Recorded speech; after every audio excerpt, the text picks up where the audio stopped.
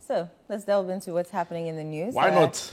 Channel1news.com, as usual, I say the one is the figure one and not the word. So channel1news.com, 2 killed in robbery attack in Sisala East. Other stories you'll find. Election 2024, Mahama will bring back Dumso, don't vote for him. That's according to NAPO. Frederick Loko wins 2024 Literacy Challenge. Hooray. Election 2024, NPP will not sacrifice power on the altar of peace. Salam Mustafa.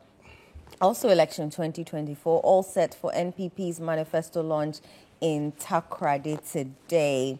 Other stories you'll find on that platform. Bagre Dam to be spilled on August 19. GWL to replace valves at Swame Roundabout. Barakese plant to shut down. NPP manifesto will inspire hope and confidence. And MOH activates emergency response plan, heightened surveillance to combat Mpox. And FWC to meet CTAG on August 19. And on headline stories on the citynewsroom.com, CDD, rising cost of politics, fuel and corruption, and new laws are needed. This is coming in from the Center for Democratic Development, CDD. Upper West Region, 2 killed in robbery attack in Walembele. Frederick Loko, like you said, of Covenant Presbyterian Preparatory School, wins the 2024 Literacy Challenge. NDC vows to prosecute Hawa Kumsen over alleged failed policies. Pragya rider remanded for alleged murder of lactating girlfriend. Right, rather tragic story. Okay, so there are also photos. If you missed the Literacy Challenge, you can go to citynewsroom.com for all the moments, like, right, pictures that captured the really intense moments from yesterday's huge competition. MPP Salam, you've already read this, so yeah, he says, will not sacrifice peace, will not sacrifice power for peace. And also a lawyer from the MPP Legal Directorate, Kingsley Amwakwa Boyd, who was on the big issue yesterday, also says MPP is not against the NDC's no academic fee policy. Omane Boamah is in the news as he says will not allow EC to stampede us into 2024 elections. And finally, Mahama demands immediate release of provisional voter register. So we'll be bringing our viewers some excerpts of those stories. Right. On Graphic Online. Okay. I was about to say front page. Graphiconline.com. It's still the digital front page. It's the digital front page of graphiconline.com. Technology, education, and health, key to needed transformation. There's a picture of the president on that. 2024 mid-year budget review, reduction in interest payment. We can talk. Welcome to Revelation. Will NDC sweep all 15 seats in Upper East? That's the question they're asking. Are manifestos important in electoral campaigns? So those are the stories that are on Graphic. Do you have any? Let me just read excerpts of the CDD story. I mean, they've done so much work in trying to shape the discourse with regards to the kind of politics we do and governance issues generally. So CDD says the rising cost of politics is fueling corruption, and they are advocating for new laws. The Ghana Center for Democratic Development, CDD, has expressed concern over the current state of campaign and party financing, citing concerns about the corrupting influence of money in politics. In a statement, the CDD called for urgent reforms to address the escalating cost of politics and the resulting grand corruption in government. To tackle these challenges, the CDD proposed that aspiring presidents and political parties commit to key reforms in their manifestos. These include the financial burden of politics and tackling corruption as at its root. The CDD emphasized the need for comprehensive new legislation and a robust regulatory framework to govern campaign and party financing. So a very important call from CDD. I'm sure some critics will say they're not too sure about wanting a new law to tackle corruption, because if you look at the current system we have, it's replete with so many structures in place to address corruption, right? So you have the Attorney General's Department, really, even the Ministry of Justice. You have the Office of the Special Prosecutor, also empowered by this same government to fight corruption. There's the IOCO, right? There's the BNI now, NIB. So there are so many already existing state institutions. The only issue has been the clear political willpower, right? Whether or not each government that vows to fight corruption actually do the hard work of fighting corruption. So it's interesting, but I think that the issues they raise, the last time Afrobarometer also did a report about how if you want to go into parliament, you need some $2 million dollars, not even Ghana cedis, $2 million flat to go into government. And I'm like, or to go into into parliament as an MP. And I'm like, that's quite on a high. Yeah, and then that's why corruption exists, because he has to recoup that money. Yeah, when it goes back. So all sorts of people lobby and try to finance the campaigns of MPs, right? And like you're saying, it's so true, because when they go into parliament, now there's that edge or tendency to do some shady deals, cut corners, to make that money back, to recoup that money back. So these are very important conversations that we need to have, especially as the election season approaches, and very importantly for the future of the country, because there are fears that the quality of our legislation is in decline, because over the years the emphasis has been placed on the person with the deepest pockets and not necessarily the person with the right skill sets for a legislator, right? So, or needed as a legislator. Yeah. So I think these are very important conversations we ought to be having. And the further we delay them, the doomer we become as a country. So it's sad.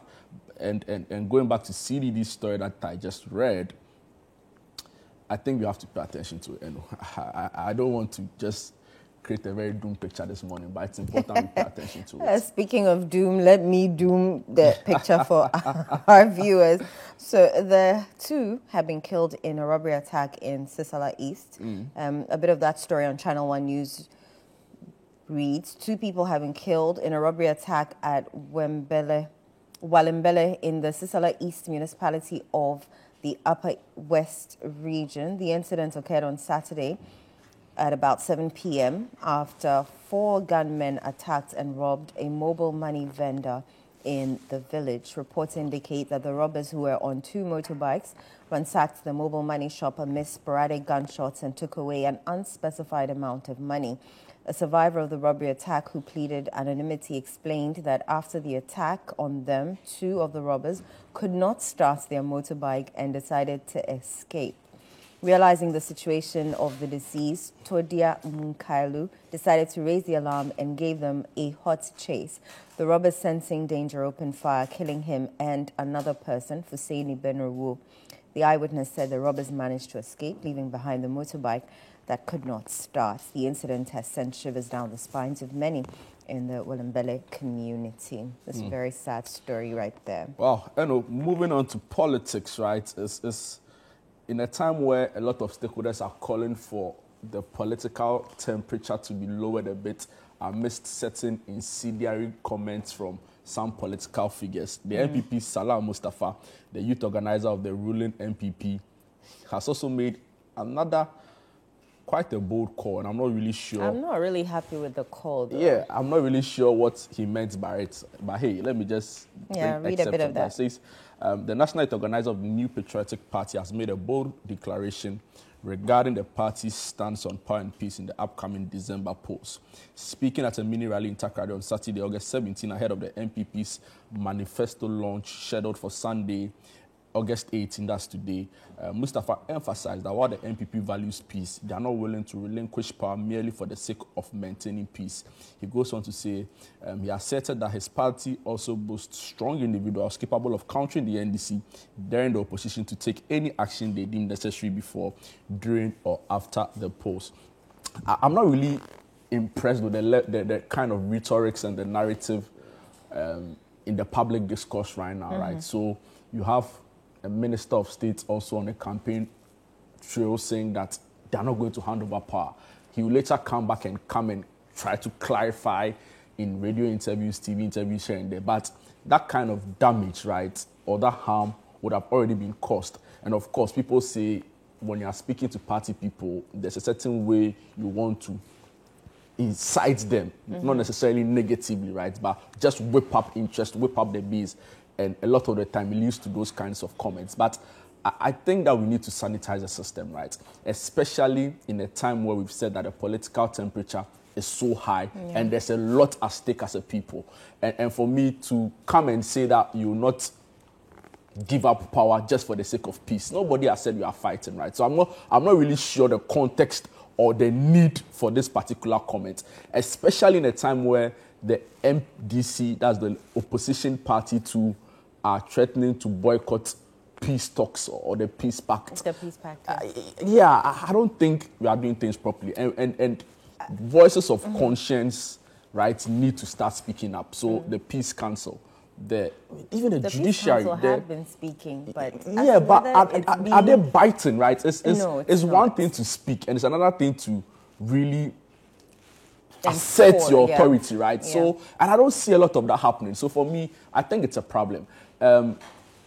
We have people, right? We have people or leading voices of conscience in the country who are able to bring these two parties together.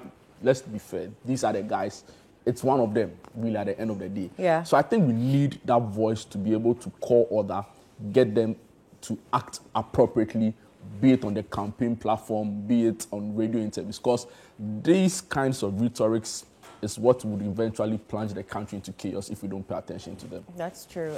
Like I was saying, I don't really agree with what he said, that we will not sacrifice power for peace. I mean, of course. I think sometimes when they get on the platform and they're speaking, then they, I don't know, sometimes forget themselves, or they just want to, get more yays and who's and ahs. But they need to be cautious of the things that are, the words that are coming out of their mouth, because words are very strong, words are very powerful. So they really need to pay attention to the certain things that they say. And like you said, people in power, or people who can, stop all of this. I was about to say nonsense. Stop all of this. It is nonsense. It is nonsense. And it's not only from him. We've heard it from other, people. It needs to stop.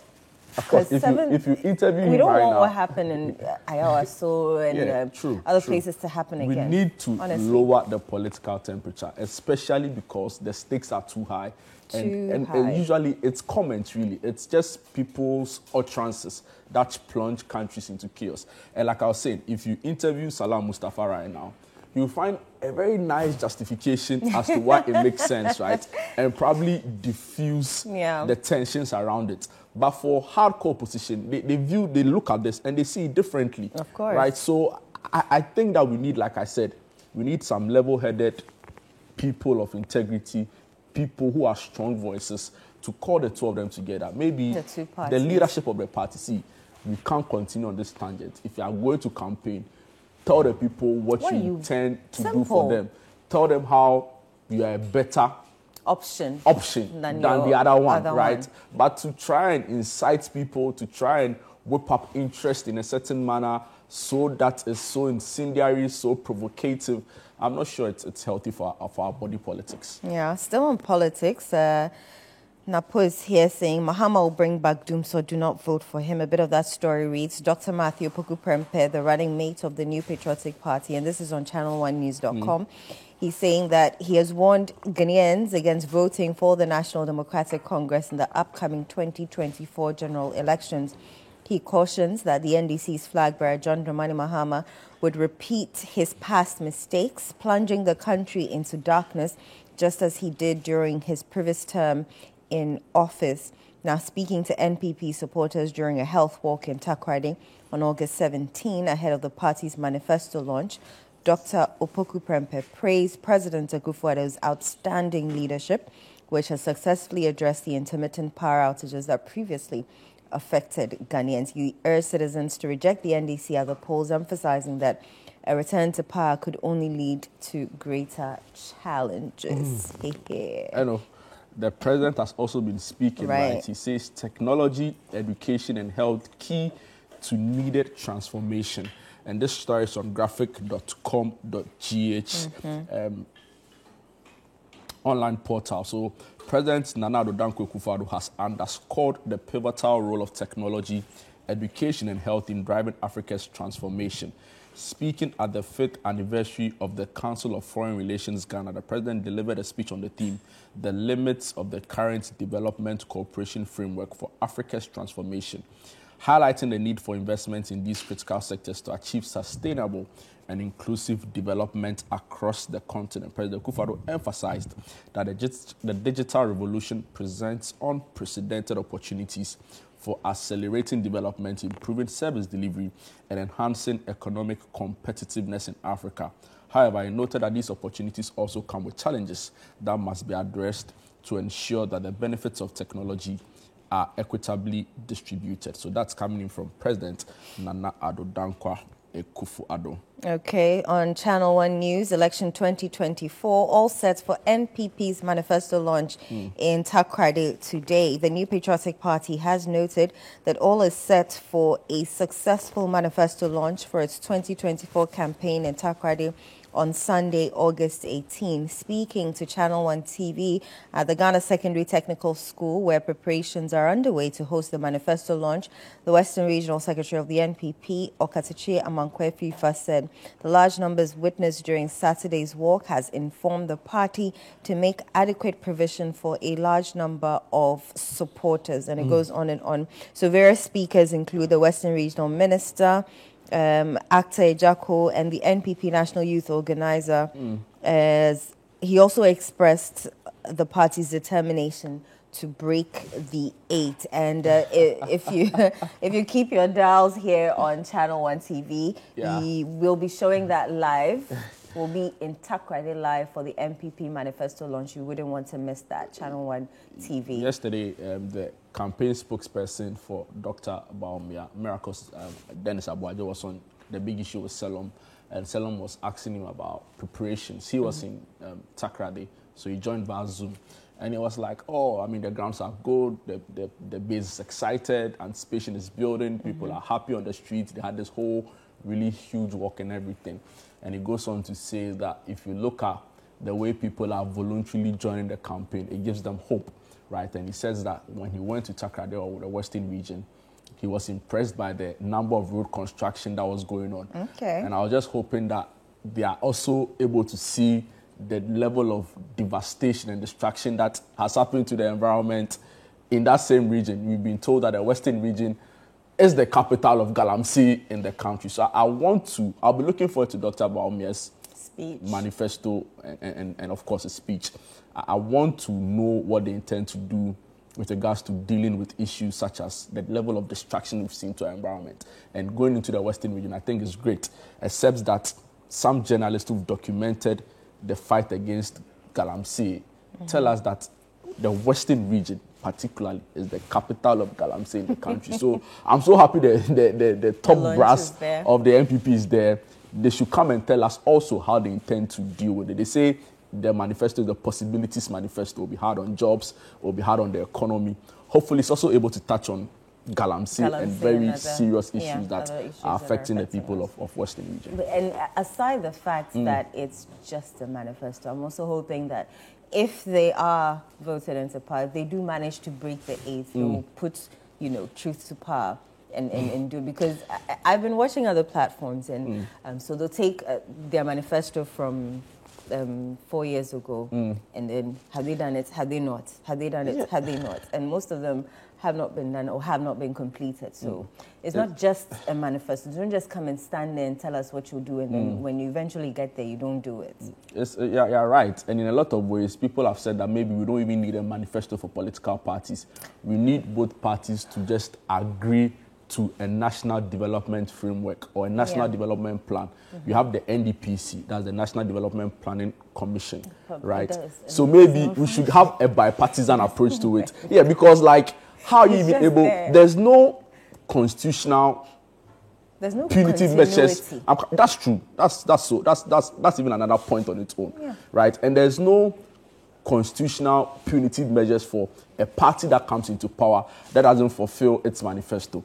And in any case, if a party comes and it says that, for example, free SHS, we will improve free SHS, what is the measure of that improvement, right? Or would improve government's efforts in fighting illegal mining? How do you measure that, right? Yeah. Of course, for some of the ones that they say will build this, if you go to the site and it hasn't been built, then you can tell whether it's a failed promise or it's a promise that has been fulfilled. But my point is that there are no punitive, there's no legal document that binds politicians to stick through their manifesto. So then we can say that maybe it hasn't helped. So why don't we put those aside, have a common shared vision, and say that maybe what we actually need as a people is a national development document, right? So irrespective of the party that's in office, you are bound by it, right, to do the dictates in terms of its development and what it prescribes. So I think these are the conversations that will be had. People will say, the critics will say, or people don't really agree, will say that, well, political parties are built on ideologies. Their approaches to development are different, right? So you can't compel any party to go a particular line. But the point is that after 30 years of democracy, really, it doesn't look like we are making as much. We've made progress, right? We've made I think we've made progress. You have to appreciate how far we've come. Have you spoken to the older generation who lived in Ghana back then? if you compare where we are now to what we had then, Jude, we have not progressed true. Anywhere. Maybe we've not made progress as much as our founding fathers would have hoped for, right? And that is why I think this whole Nkrumah founding thing is not start that conversation, no problem. right? But I'm saying that, so we've not made as much progress as our founding fathers would have hoped for. But the truth also is that we've made some progress in terms that, of course, we've been able to have successful changeover of governments. In the sub-region, among SSA countries, not everybody has been able to do that. At least we have institutions that look like they are working, and in some cases actually work. So I think we need to also admit and recognize that fact. But the point is that there's a lot more we can do as a people. There's a lot more that we should be doing as a people. And January this year in Abu Abu, right, in the Western North region, I think it's Bibiani district or so, residents in the area said they supported Galamsey because governments were failing their needs, and it was the Galamseyers that were smoothing roads, clearing the gutters, providing development in the area. So I agree with you. In a large extent, democracy has not lived up to expectation, right? So, and there's cause for worry. No two ways about that. So maybe we need to get these political parties together again. This conversation started from the need for, or otherwise, of a manifesto or a national development plan. But the point essentially is that the leading political parties in the country need to put their act together and stop this unnecessary incitement and incendiary remarks as though they want the country to bend down. I don't think it's helpful. I don't really think it's helpful. Let's end with this. So the Bagri Dam is going to be spilled, and so there's Sonabel they've been giving a bit of a winter. So the Water Resources Commission has announced that the Bagri Dam will be spilled on Monday by Sonabel, the power utility of Burkina Faso.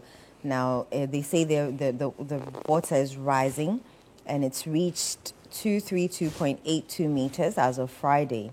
And according to Sonabel, the water level has been increasing. So they are cautioning people along the White Volta that it may overflow its banks and potentially flood its usual floodplains. I don't know. We've heard this over and over again. I think things need to be put in place. Bernard interviewed Professor Frimpong Boateng some time ago, and he spoke about some technology the ministry at the time, that's Environmental Science and Technology, had put together to curb flooding in the Bagri Dam and the likes. I'm not too sure exactly. Has it been implemented? According to him, during his tenure, he made sure that it worked, right? And we weren't hearing stories of Bagri Dam spillage. We've not followed up on the story, so I can't speak a lot on it. But so we need to go back to that. Yes. We need to go back to him and he go back to the ministry and find out what exactly they are doing. All right. Okay, well, that's our news review segment for you.